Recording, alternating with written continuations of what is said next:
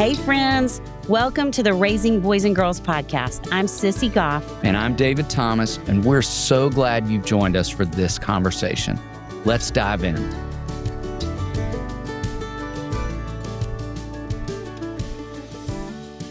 It is such a gift to sit with two brilliant, kind, thoughtful women that we trust so much. Indeed.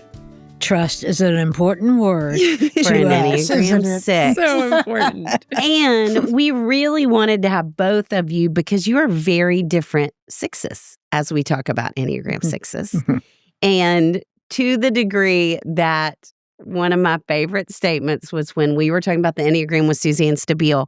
And I'm not going to remember exactly, but she was, I think, talking to you and then said to you, which way do you lean in terms of counterphobic or phobic, which we can talk about. And you said, I'm whatever Melissa's not. That was great. Which is so true. And I'm so grateful because I feel like it's been really interesting to hear Kathleen talk about being a six. And she has a therapist who's a six who says we don't do a great job sometimes describing the vast differences that reside in sixes in particular. And all of us in our numbers, there's a lot of variation. But I think y'all really do look very different. And so I'm really excited for you both to get to talk about your experience because I think it's going to be so helpful for so many. Good. Yeah. Me too. Well, let's start out by having both of you tell us, what do you love the most about your number? What do you love the most about being a six? And what do you love the least? I feel like when my mind is made up about something, I feel pretty committed to that because I'm thinking so much. Do you feel this way that your mind is just constantly on, Melissa? Oh, yes. And it's just like people have no idea how many thoughts we have in a day. That's right. Somebody's mind is going off in my head all the time. Yes. But because of that, I feel like once I make up my mind, I can feel pretty confident in my decision. And I know sixes can really struggle with confidence, which is so interesting to me because I think it might be that sixes can feel very on one end of the spectrum or another. So I feel like sometimes I can really lack confidence, but on the other side of that, I feel like I can really be very confident. Maybe because I feel like I lack confidence so much. I see that in you. So I really like that. I also like, I feel like I'm pretty self-aware. Like I think I am wanting to do what's best for the group. And so I think that means having to reflect on myself and my struggles. And it allows me to see that in other people. I think I'm pretty sensitive to people's suffering because I'm a six and I'm constantly thinking about suffering and fear and anxiety. But the good part of that is I think I'm pretty compassionate to people's suffering. So those are a couple of things that I like about being a six. I love those things about you. Thank you. Yeah. What about you, Melissa? Oh, what do I love? Gosh, after all these years, I think when I look back, what I've loved is that I love a challenge. And I think being a six means life is a challenge. And that I have learned and experienced that fear does not have to control me. And that has been a journey and has led to a lot of excitement in my life and probably overflowed into the lives of other people too. But I think that that fear that we have that is going on inside of us that has really motivated me to lean into and do some things that I don't think I would have done if I hadn't had a fear to overcome and deal with. So I'm so glad you have how old are you, Melissa? Can you share that on live TV? I am 76. I'll be 77 January 1st. I'm so glad you have a 77-year-old six because I'm sitting here listening to Melissa thinking you can feel that way. So good. You can feel not controlled by anxiety. I am so happy that the listeners get to hear a 34-year-old that often feels like that would be impossible versus someone with a lot more experience. Yeah, it is fun. We get to the age and just the journey there. And but I haven't always felt that way. That's for sure. That's for sure. So. And you understand more about the mechanics of the Enneagram than I do, but there's a continuum of some sixes who do run towards fear, towards the thing they're afraid of. Right. And you saying, I love a challenge. I would imagine there are a lot of sixes who wouldn't say they love a challenge. I don't love a challenge as a one. I'll make myself do them. Right. But yeah, I mean, I think that's a piece of Phobic that versus too. counterphobic. Yeah, the counterphobic. You may have even been that way when you were young. I was. Yeah. I was. And those are times I will go back to those times where whatever seemed like of being with my friends, and when I was 12 years old and they were all jumping across a creek, and this immense fear, I can't do it. And I just remember this going off inside of me, but here I go.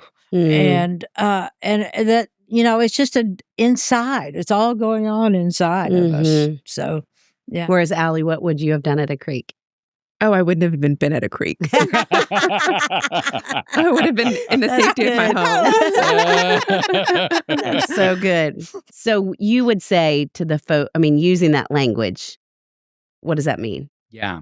I think you all are illustrating the differences between phobic and counterphobic as well as you as one possibly could have. And the difference is even, I love that you told that story about the creek, the differences in even how you would have approached an identical circumstance. And that if that weren't in you, Melissa, I mean, I think the three of us would undoubtedly say, I don't know another six who's moved into bravery and, to use your word, adventure as much as you have. And to think, if that weren't your instinct as a counterphobic six, how in the world would you have started a nonprofit in 1985? That's right. When counseling wasn't even a thing. Right, exactly. And how few folks in your number, I think, would have thought, I could do that. Right. I'm going to push through how afraid I feel to do that in the way that you could as a counterphobic six. And where I've often heard it said that counterphobic sixes look like they're in the aggressive stance in a lot of moments. They can mirror eights because you have this energy and passion that you bring to pushing through fear that we've all sure seen evidence of and we've all benefited from. Yeah. But it's not black or white, right? There is like a continuum, and then some people can kind of swing back and forth. Am I saying that correctly? You are. In fact, Suzanne, who's taught all of us, would say that most people do move back and forth a good bit. And there's certainly a place where you would camp out more often, like you would live more in the phobic or the counterphobic, but you could move back and forth between the two in different moments. So you all could probably tell a lot of stories of where you've seen evidence of that. Oh, yes. We witnessed evidence of the phobic six seated next to you, Melissa, maybe moving into some counterphobic space when we did a safety training in our office. That is the And for those of you watching on YouTube, please look at the lovely Allye Gray right now and then imagine her tackling a 6'3", 200-and-something pound man to the floor by herself. That was the intruder. I've prepared for that my whole life. It was amazing. It was unbelievable. Amazing. Yeah, it was fascinating to watch. You probably did a swing that day in that moment. Oh, I do believe I think you have that to look forward to. That's where you're headed. Yes. Where you're headed. I keep quoting Kathleen, my sister, who's a six, but she says something about with authority that sixes are either at their knees or at their throat, which makes so much sense. What a great way to say it. Yeah. Well, to the counterphobic continuum, I think for me, if it's safety related, physical safety, and I don't know if this is true for a lot of counterphobic sixes. If it's physical safety related, I'm very phobic. But if it's like emotional, I feel like I can be kind of counterphobic. Like if it's something that goes against like my beliefs, or do you feel this way at all? If it's more like mental or emotional, that's when I can swing into the counterphobic. I'm almost always going to be phobic when it comes to safety. That's not a spectrum for me. I will almost always be phobic at this stage. Maybe that'll change. But as far as like I think I have some close friends who might say that I can come off a little bit 8-ish or a little bit aggressive when I feel like it's something that goes against a belief or a value that I have. Yeah, that's so I think great. It's safety, but it's also emotional. It's also, there are a lot of things to be phobic or counterphobic as. Yeah. That makes so much sense. Yeah. And I think I have the physical part has been something that I would say that even at a young age, I could be very careless about, and it could be more of a challenge, of my brother wanting somebody to get in this barrel and roll down the hill, but none of his friends wanted to see what it'd be like. And okay, I'll do it. And it wasn't a good idea. And, but there are things that are just, that I took on and I think sixes can do this, counterphobic, especially a toughness, that's there. And now a quick break to hear from one of our incredible sponsors who make the podcast available. So, Sissy, I've decided the most peaceful part of my morning is cooking breakfast in my Our Place Always Pan 2.0. The sage green one, right? You talk about that pan like it's a part of the family. Honestly, it kind of is. I cook in it every day. Eggs just slide right out. It's non-toxic, high performance, and it looks good doing it. And no forever chemicals, which makes me feel a lot better about what we're all cooking with. I love that Our Place is changing the game. No PFAS, no Teflon, just cookware that's better for you and the people you love. And the cleanup's a breeze. Speaking of easy, my Wonder Oven has officially ruined takeout for me. It's this all-in-one toaster, air fryer, baker, eco-friendly, gorgeous, and it's sold out 8 times for a reason. I'm telling you, between your Wonder Oven and my pan, we could open a breakfast cafe. Only if you're washing dishes.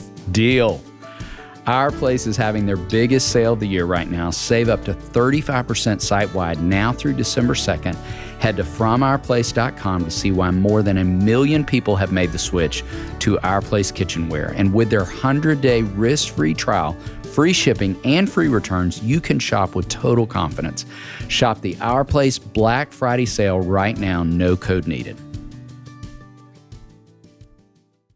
And now back to the show. For parents listening who are thinking, I wonder if this is what's going on with my child. Because there are more 6s on the planet than any other number, isn't that right? Yeah. Which I don't like that. I don't either. It makes it sound kind of boring. Yeah. No, I don't think so at all. Y'all are anything but boring. Both special. I do too. Okay. So, 6s. knowing that and thinking about your own childhoods, when would you each say you started to see some evidence of your 6ness showing up? And how? Well, first of all, younger, so you think I'll hop in. Mm-hmm. My parents always, I don't know if your parents described you this way, but they're shocked that I'm a 6 because they said I was very carefree when I was little. Were you really carefree when you were little? Like little, like 4 or 5? I think I was pretty anxious. Tough. No, I don't think anybody would ever think I was anxious. It was all going on inside of me and my awareness there. But it was I think it was a go for it. Go, I can conquer this. So I was a tough little kid, I think. And I wonder if some of that was internal and I didn't have the words to express it. But my parents said I was like a flower child. Like I was carefree. I didn't worry about anything. I was down for anything. I was not the kid. And I was also the 3rd out of 4. So I don't think there was a lot of room for me to have a lot of, opinions and feelings because I was one of 4. But one of the things that the memory that I have that really sticks with me about being a 6 is 9/11. I was in 4th grade. Wow. Allye, were you really? And I was in 4th grade going to school in Brentwood. And I still remember the look on this teacher's face. We were in the cafeteria as we all got to school that morning about to go into our different classrooms. And I'm the one that told the teacher that 9/11 happened. Wow. And she looked at me like, I remember her saying, "What are you talking about?" I mean, she looked at me like I was crazy. Of course she did, because she didn't know. And I'm the one, because I don't remember why the details, but for whatever reason, I was at home when it happened. It was on the news. My mom took me straight to school. And I'm the one that told the teacher. But after that, I would come home every single day and watch the news as a 4th grader. Wow. Every single day. And I cannot tell you, I think my friends were alarmed and it was scary, but they just moved on. I was obsessed. Obsessed. I would come home every day after school as a fourth grader, watch the news into the night. And I think on the one hand, I want to give myself some credit to think like, I do think I was aware of the suffering. I think I couldn't wrap my head around the level of suffering and distrust that the world could have. I think I was like, it shocked me that such evil could happen and that it could be such a scary place. And then I also think on the more unfortunate side, I think I really wanted to try to control my anxiety. And it didn't make any sense to me. I was so scared. I was so anxious. And that was my way of controlling the fear that I was having, was just becoming completely obsessed.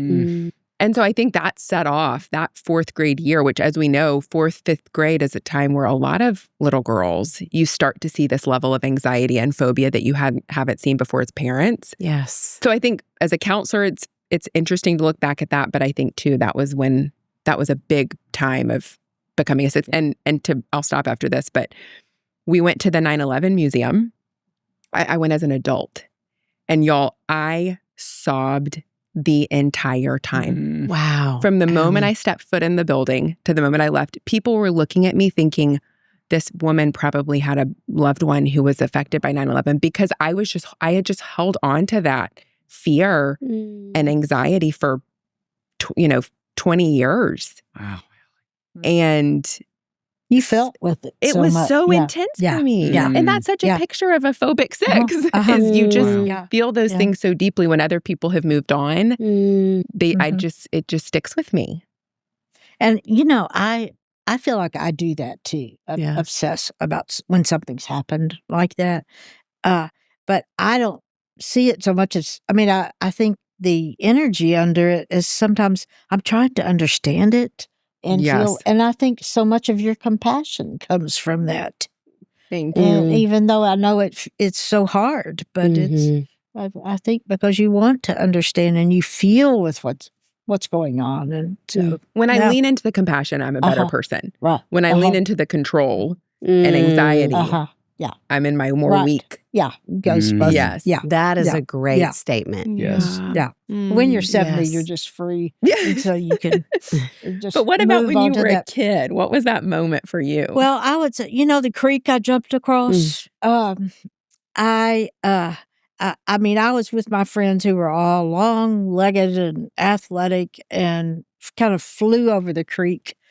I mustered up, tried to get my courage and got it and jumped over. And when I did, I broke my wrist and came down hard on it. I jumped up quick. I knew I did. And I was, when you break something, it kind of makes you dizzy. And I remember going across this field and they were kind of out there in front of me. And I was feeling dizzy and I was feeling terrible. And I was just holding my broken arm. And, I did not tell anybody. I did not want them to know. And even, I think I said eventually, I think I'm going to go on home. And I remember the pain, but I didn't want to tell. I just pretended. I did not want it. Again, it's that fearfulness, but my fear inside was, I'm not measuring up. My fear was more internal, not that I couldn't jump across the creek, but I was comparing and just fearful that I had failed. And but I remember walking on home, and I saw my dad. He was washing the car. I did not tell him. I went in the house for hours. And finally I came out and said, I think I might need to go to see a doctor. And but that was this part of me that physical pain we talk about. It was more the internal pain, and I was afraid to tell anyone that I had been so stupid to jump across the creek and break my arm. And so I feel like that the physical pain, that was something that I could really err on, of just wanting to hide that so much. No.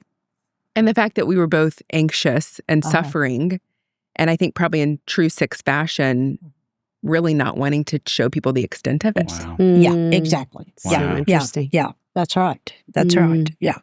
The weakness. Mm-hmm. Okay, Allye, I've got a question for you. Yes. In the context of parenting, where would you say you have seen your number benefit you? Where have you seen it get in the way? Well, I'll start with how it gets in the way, because it gets in the way a lot. I think I'm just my anxiety is palpable with my kids. And you hear so many wiser parents who are older and more experienced say, like, your kid's not going to care about, they're not going to look back and think about that the house was clean or that you kept them perfectly safe and nothing ever happened to them. Like, those are not or that you had everything under control all the time. They're going to remember does it hurt to talk? They're going to remember the fun things. The fun moments and the playful moments. And I think that's why I'm so glad we have Sixes like Melissa, who, thank you.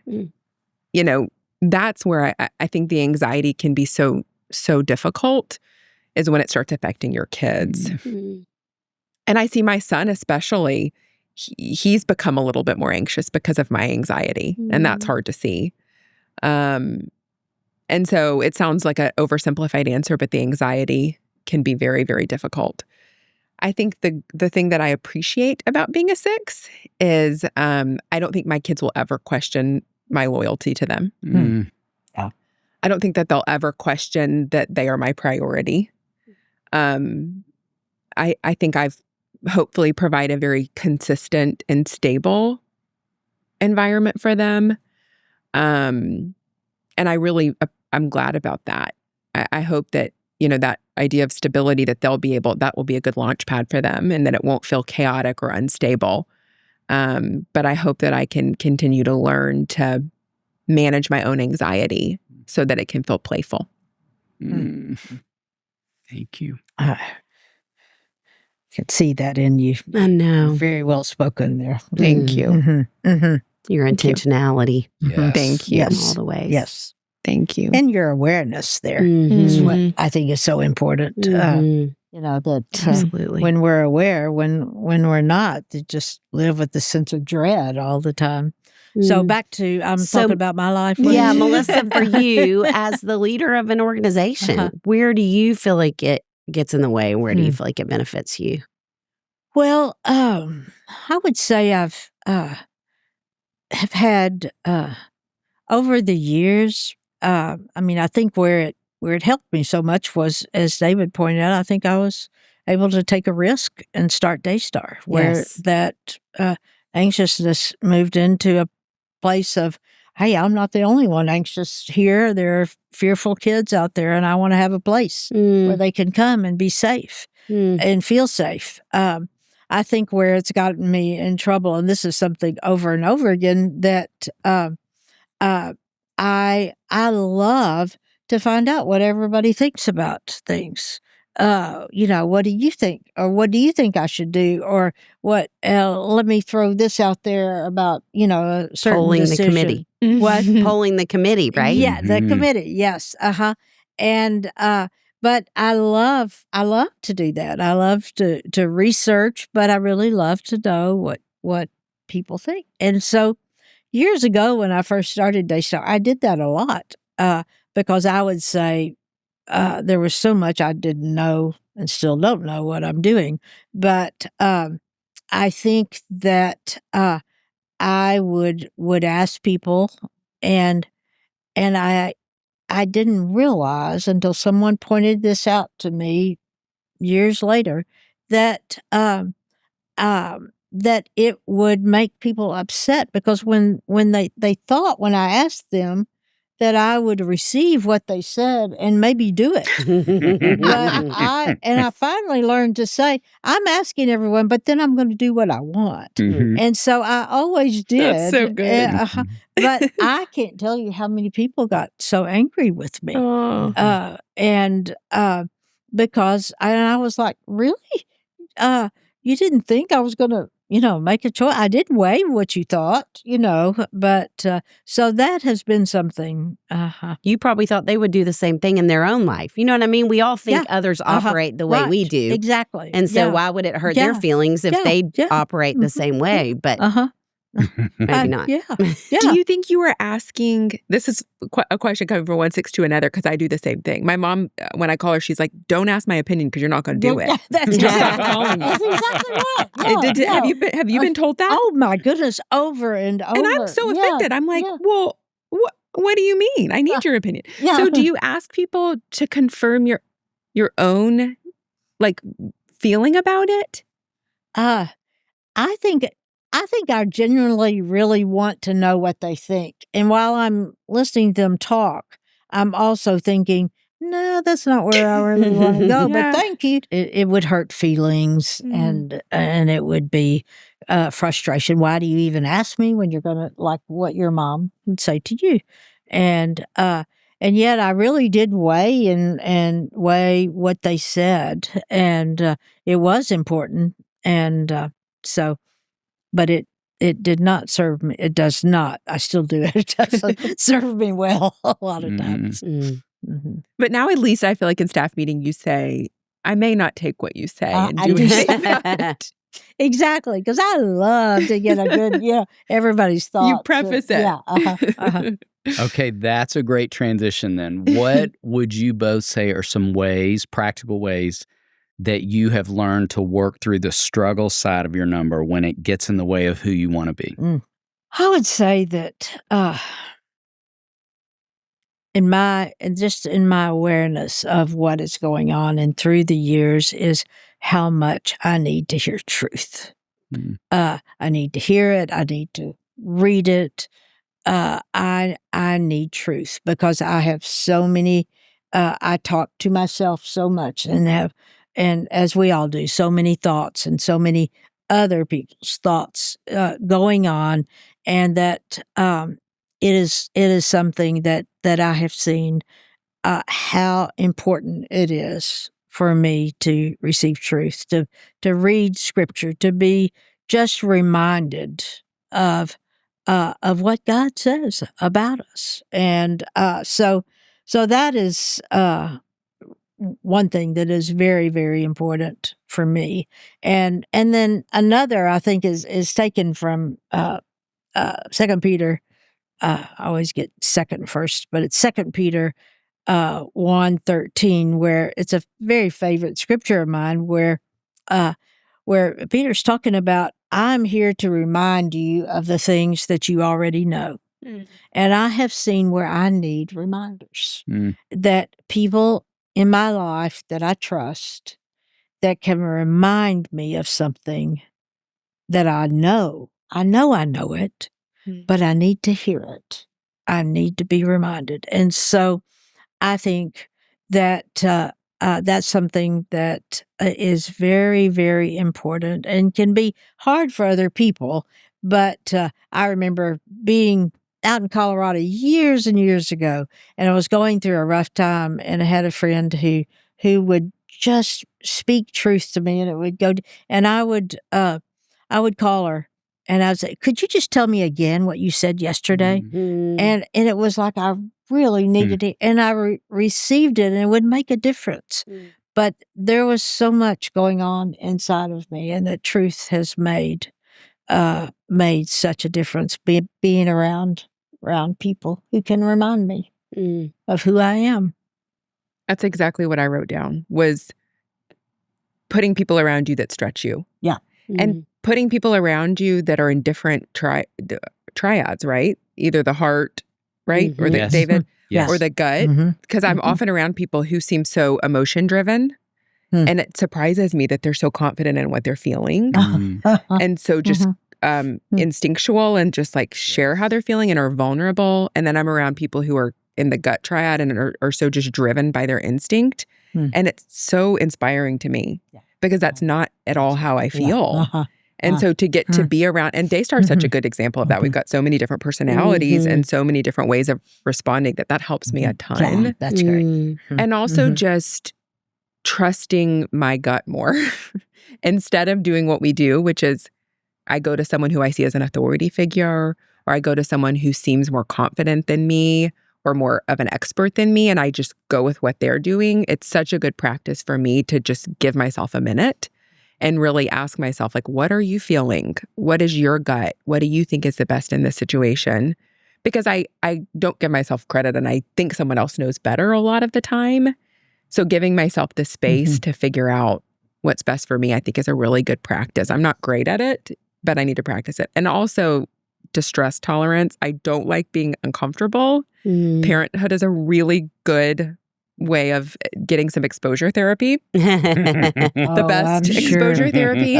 But just practicing being uncomfortable and building confidence in myself that I can deal with discomfort, which I've ran away from my whole life. Is you've run towards discomfort and you're counterphobic 6. I run away from discomfort in my phobic 6. So just practicing, and again, it's not natural for me, but getting comfortable with discomfort. Oh, I love that. Is a huge thing for me and a huge practice for me.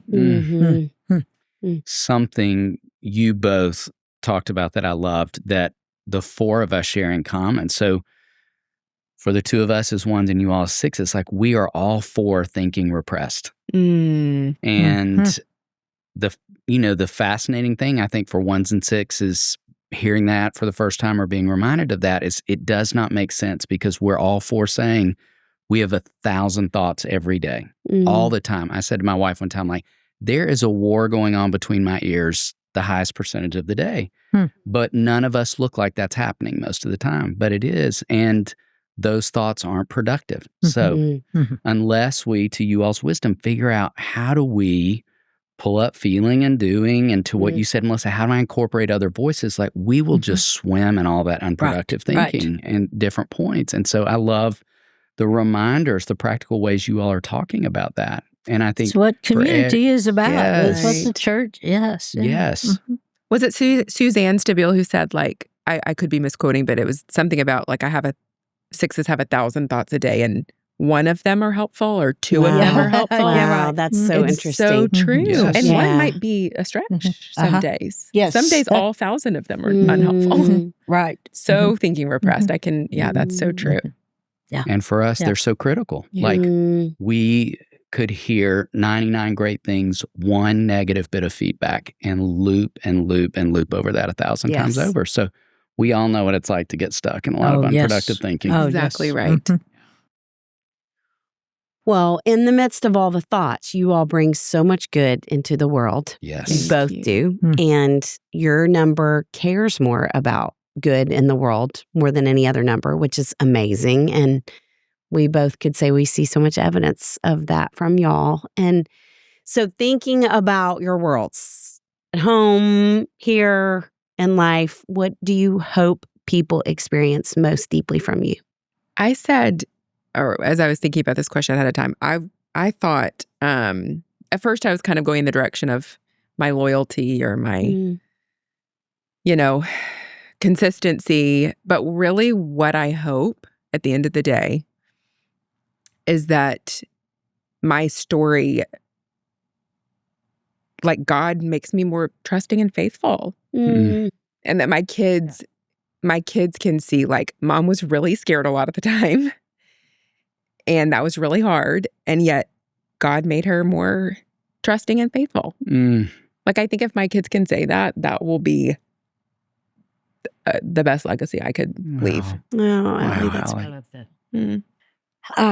I love that. And I think my hope is that that fear, that anxiety that's going on within us, and that when people when kids or staff start to experience that it won't be something that defeats them, that it is something that, yes, I have this fear. Yes, I am scared, but that as they learn to grow and trust that there's someone bigger than their fear. And something I know I said years ago when was doing some of the speaking with y'all that to parents, I would say to parent out of love, not out of fear. And it sounded so good.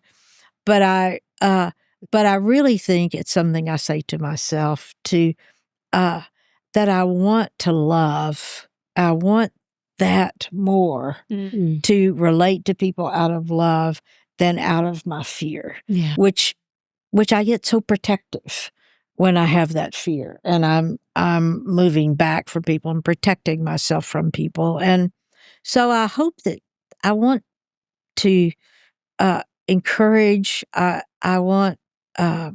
think I just get so excited when I see, yes, I am afraid, but I'm not defeated. I don't have to defeat. And it comes from that I can trust that God has me. He has me here. And I know that some because you have me and you have my back here and I'm surrounded. And so just that spirit of discouragement that can come so often. Okay. That's so good. How do you think your kids, Allye, or your staff, Melissa, would describe what it's like to have your number as a parent, as a boss? Can I answer this for Melissa? Yeah. No, I would love to answer this for Melissa. Would you? Please. Yes, as a 6, having a 6 boss. I would describe, and I also want to hear your answer about yourself. I would describe you as, I actually really appreciate that you're so collaborative. And I don't experience you as defensive. I experience you as very curious. And I see your absolute trust in God as the main thing that guides you. And that in turn is how you're guiding Daystar. And we wouldn't, like David has said, we wouldn't be Daystar without that. Thank you. Yeah. Thank you. You couldn't say anything that I would rather hear more. So thank Well, you. it's true. Thank you. Well, and I do hope that, and I think with that trust, I hope that I think is so important, and I think people that we experience this as a staff is we laugh a lot. That there's a time in there where we don't have to take ourselves quite so serious. And I think I've maybe moved into that to know this fear is going to be there. I'm going to have this, but I can still laugh. And so I think that we do that and experience that. So I hope that's part of it there. Great. Yeah, you definitely do that. Having a counterphobic 6 as a boss is great. Because 6s can be so there are so many qualities of 6s, like being open and warm and just comfortable to be around, that a lot of bosses don't have those qualities. That is my hope. So thank you. Yeah. I would say as a mom, did you ask as a parent how my kids will experience me? What I think how might they describe you? Oh man. I think on my best days, hopefully playful. Yes. And silly. Yes. And realistic and down to earth. I hope that my kids will say, my daughter especially will say that I wasn't worried about things that a lot of women are worried about. And I'm very proud of that. And then I think on the other side, they would experience me as holding back or standing back, wanting to make sure they're safe constantly, wanting assurance that nothing bad's going to happen, but still trying to lean into more of the playful. Just like you said, I think playful is the key to unlocking our anxiety. Yeah, I do too. It's so true. Yeah. And kids are so good at doing that. Yes. Oh, yeah. They force you to do it. That's so true. Or else you're just going to be left out if you're not going to join in. Yeah, I love that. Well, along those lines, parents, people who are listening that are thinking, okay, I think I am a 6. What wisdom, what encouragement would you give those who want to grow in that space? Because I love what you're saying, Allye, that you just said. I mean, it is a part of who you are. And both of your intentionality in that is what makes the difference. We don't change the way we see. We don't change the way we relate to the world, but we can have awareness. We can have intentionality out of that. So what would y'all say in terms of wisdom or encouragement for them? I have a lot of compassion for 6 parents. That's right. Yeah, a lot of compassion, and don't have answers other than a lot of compassion. I would say, find things that give you purpose. Like when I'm at work, So I don't have as much anxiety because I have purpose. Yes. So I think things that get you out of that constant cycle of anxiety, those things can be so helpful. Yeah. What would you say to that? I think there's a vagueness a lot of times. I think I lived with dread a lot. I'd wake up in the morning and think, I just remember, what do I have to dread today? What's going to happen today that's bad? And that's what I lived with, this heaviness inside and this vague feeling of, what have I done wrong, or how have I messed up, or who's mad at me? And I think that there's so many of those things that are going on inside, and that it just helps so much to be able to name them and to know that I don't have to live with this controlling me, and that there is hope. And I think years as I started to grow up and I became more aware of that, the longing inside of me to want to be loved, to want to be accepted. I think I for so long had such contempt and was so mad at myself because I wanted to be liked, or that I was caring about, I was fearful if someone didn't like me or accept me, or that I was going to be left. And I think it was such a discovery, and I love to discover truth, but I think it was Larry Crabb and Dan Ellender that as they opened up the scripture to say, we are thirsty. And of course, you're thirsty to be loved, to be accepted, to be invited. And I think that was like, really? That I don't have to get rid of that. I don't have to spend my life getting rid of wanting this, and not only wanting it, but living with a dread that I've messed up so much. And so I would say, continue to encourage your children, to continue to encourage the staff to say, of course you want to do well. Of course you want to have a place at the table. And that is not something you have to get so mad at yourself about. And just, again, it's going back to truth. And so that's something that I would say is very, very important to help identify that dread, those feelings, those thoughts that are inside. That's important. I love that, Melissa. Just having compassion for yourself, for what your needs are. Because when I hear about you having a broken bone and feeling like you couldn't tell anybody that, like anyone who hears that would be like, oh, as a 5-year-old, like you would just have so much compassion and want to like scoop that person, that child up and love them. Yeah. But then when you feel it for yourself, you don't have that same compassion. Yes. That's so good. You're so encouraging. You're a great counselor. I think she needs a raise. Y'all heard We've it got here. that on recording. Y'all heard it here first.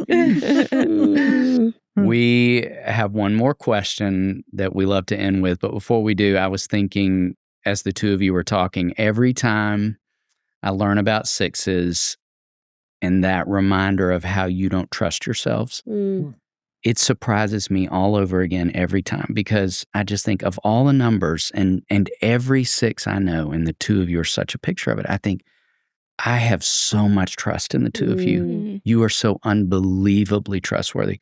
You are such a faithful leader. You are such a trustworthy colleague. Like, I think there's not a family who's walked through these doors that I would not feel great about you spending time with their children, Allye. And so it just surprises me all over again every time. And I think I love both of you talking about the reminders that allow you to get back to the truth of you are so trustworthy. Yeah. Yes. Thank you. Yeah.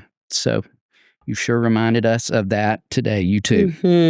Can I say one more thing? Yes. And I don't mean to derail the conversation, but y'all did ask, as we were preparing for this, about parents who think they might have a 6. Yes. And I think that's so good to talk about for a minute. And I don't think we touched on that. Can we touch on that for like 2 minutes? Yes. That was my favorite question to think about. Yes. Because I have so many parents that I think have 6 kids. And I think 6 kids can be really misunderstood because they're constantly internalizing their fear.